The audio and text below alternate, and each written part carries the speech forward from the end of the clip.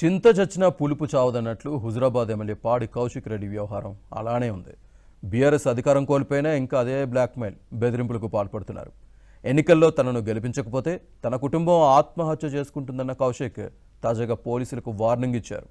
అధికారం లేకపోయినా కౌశిక్ రెడ్డి నోటు దురుసు తగ్గదా?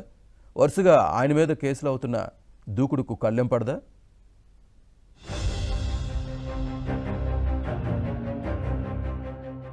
నేను గెలిస్తే చైత్రయాత్ర, లేకుంటే నా శవయాత్ర. మీరు నాకు ఓట్లేయకుంటే నా కుటుంబం మొత్తం ఆత్మహత్య చేసుకుంటుంది. ఇది గతేడాది నవంబర్లో జరిగిన అసెంబ్లీ ఎన్నికల్లో హుజురాబాద్ బీఆర్ఎస్ ఎమ్మెల్యే అభ్యర్థిగా ఉన్నప్పుడు పాడి కౌశిక్ రెడ్డి మాట్లాడిన మాటలు. కౌశిక్ రెడ్డి బ్లాక్మెయిల్ కామెంట్స్ పై అప్పట్లో ఎన్నికల సంఘం కూడా ఆగ్రహం వ్యక్తం చేసింది. మా ముగ్గురి శవాలనే మీరు చూడాలి అని చెప్పి సందర్భంగా మీకు తెలియజేస్తా ఉన్నా. మీరు ఓటేసి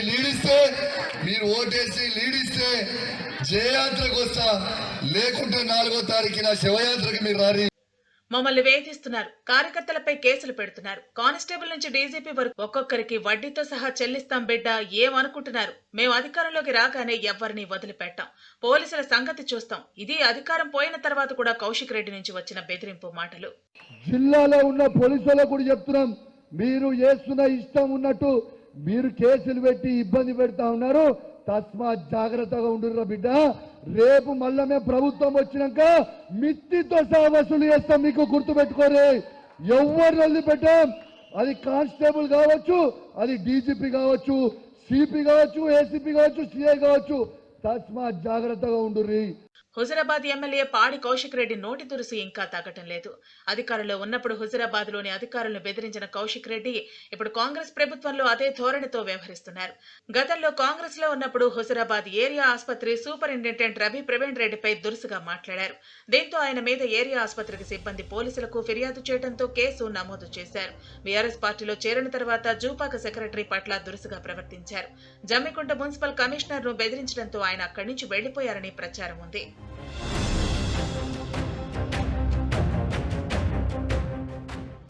ఇదిలా ఉంటే జర్నలిస్టులను సైతం వదలలేదు ఈ యువ ఎమ్మెల్యే. ఓ యూట్యూబ్ ఛానల్ కెమెరామ్యాన్ ని, ఓ ఛానల్ రిపోర్టర్ ని బెదిరించినట్లు అప్పట్లో పెద్ద ఎత్తున ఆరోపణలు వచ్చాయి. ఇలా హుజురాబాద్ ఎమ్మెల్యే పాడి కౌశిక్ రెడ్డి నోటి దురుసు అటు పార్టీకి, ఇటు ఆయన ఇబ్బందుల్లో పడుతున్నారు. ఒక్కోసారి పార్టీ నేతలపై నోరు పారేసుకోవడంతో కౌశిక్ రెడ్డి తీరు నచ్చక బీఆర్ఎస్ నుంచి నేతలు వెళ్లిపోయిన సందర్భాలు అనేక ఉన్నాయి. ఈ నేత ఎదురుపడితే మంచి మాట సంగతి దేవుడెరుగు, బూతు మాట రాకుంటే చాలు అనుకునే పరిస్థితి వచ్చింది.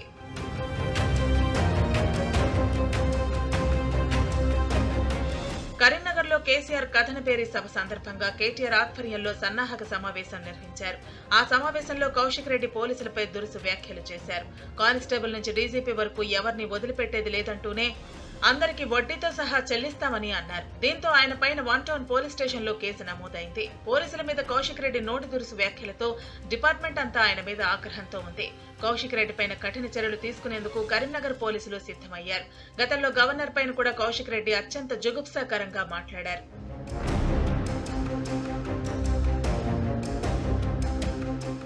ముదిరాజ్ కులస్తులను కించపరిచేలా కౌశిక్ రెడ్డి మాట్లాడితే అప్పట్లో పెద్ద ఎత్తున దుమారం రేగింది. గతంలో పంట నష్టపరిహారం ఎప్పుడు ఇస్తారంటూ అడిగిన ఓ రైతును, నీకు సిగ్గుశరం ఉందా, రైతు బంధు తీసుకోవడం లేదా అంటూ నోరు జారారు. ఇక గతేడాది ఎన్నికల ఫలితాల రోజున పోలీసుల విధులకు ఆటంకం కలిగించారన్న కారణంగా కౌశిక్ రెడ్డిపై పోలీసులు కేసు నమోదు చేశారు.